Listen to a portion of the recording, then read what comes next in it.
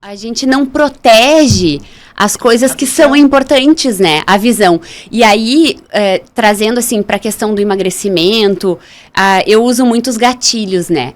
Existem gatilhos que disparam comportamentos compulsivos. Às vezes, um determinado evento, às vezes, comportamentos. Então, quando eu vou fazer um atendimento, ou quando eu estou tratando essas questões de compulsão, eu ensino a pessoa a identificar os gatilhos que disparam os comportamentos impulsivos. Foi assim que tu também controlou teus...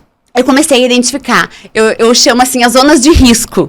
Né? Uhum. Então, a gente tem que aprender a identificar quais são as zonas de risco das nossas desistências. Às vezes a gente começa a identificar, então, assim, a gente tem pontos fracos, né? Então, às vezes, assim, como eu citei o exemplo, o meu padrão de vitimismo é uma zona de risco. Eu tenho que estar atenta a isso. Eu tenho que estar atenta, eu tenho que saber. Por quê? Porque eu sabendo que esse meu padrão de vitimismo é uma zona de risco, eu tenho que me proteger disso. Eu tenho que saber que ali eu posso ser vulnerável e colocar tudo a perder. Então, eu fiz algo que é muito significativo para a minha vida toda, que é fazer uma listagem das minhas zonas de risco. Isso para a minha vida toda. Olha só, aqui eu tenho que ficar atenta. Verdade. Por exemplo, é uma consciência. É uma consciência. Eu, por exemplo, a minha zona de risco, sabe qual é? Agora tu falando, a minha zona de risco para não lotar um evento meu, é que eu quero apavorar a minha equipe. Pra eles trabalharem. Então, olha aqui, ó, pavor nos coitados. Entendeu? Então eles assim, mas melhorou as vendas do ingresso? Não! Eu sei que melhorou. Precisamos botar mais energia. É uma zona de risco que eu queria apavorar os dessa última vez tu me apavorou também. Óbvio, ó. Que eu comecei a mandar mensagem pra todo mundo com pena. Não tem ninguém no meu teatro. E eu, ai, coitada. Comecei a mandar mensagem. Aí depois perguntei pra ela, lotou. É uma zona de risco, então. Eu sempre ensino para as minhas pacientes assim, ó.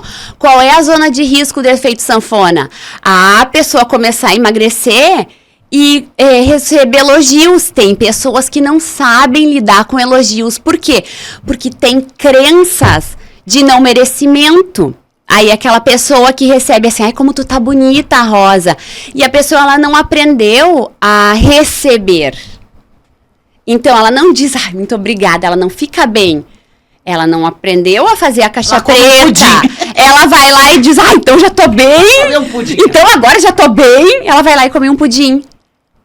É uma zona de risco para ela. Ela precisa entender que, enquanto ela não trabalhar esse receber elogios e se sentir bem com relação a isso, e receber e ficar bem, e se alimentar desse combustível dos elogios, para isso tornar ela cada vez melhor, receber um elogio é uma zona de risco.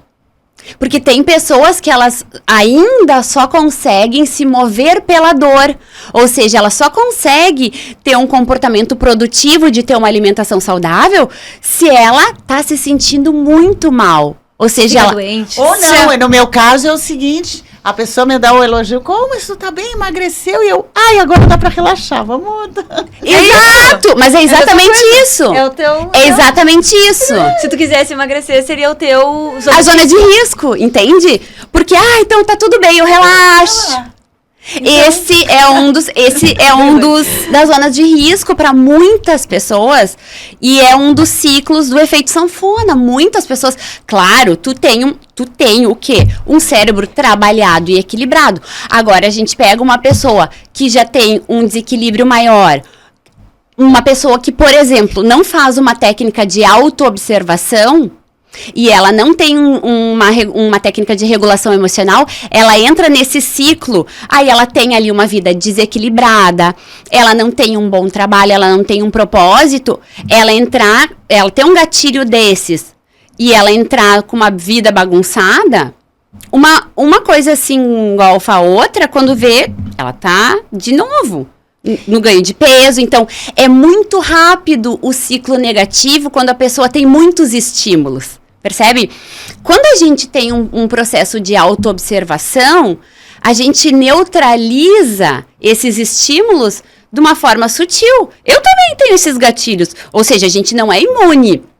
Então, só que o que acontece? A É a gente se consciência, observa, né? é a consciência. Sim, e tu não tem uma questão de compulsão alimentar. Não, Então, pra ti cara. isso não é. Mas pra uma outra questão... Sim, acontece. Na verdade, eu gosto muito de dizer isso. A única coisa que diferencia um ser humano do outro é a consciência.